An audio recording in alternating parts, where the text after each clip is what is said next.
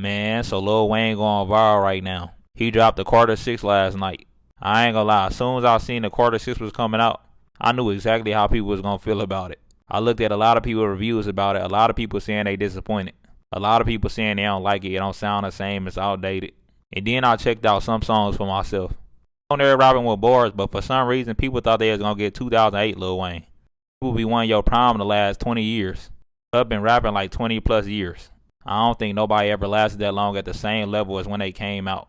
When I watched y'all videos, I thought it was gonna be the worst album ever. Listening to it, I heard way worse drop this year that y'all be overhyping.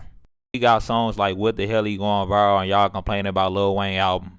Only thing I feel like he should have did different is stop at the Carter 5. But by him naming that, he knew a lot of people was gonna check it out. He knew that people that don't listen to him was gonna check it out. Overall, I give it like a 7.5, 8 out of 10. 1 through 10, what do y'all rate this album? And what y'all feel like he could have did better? Man,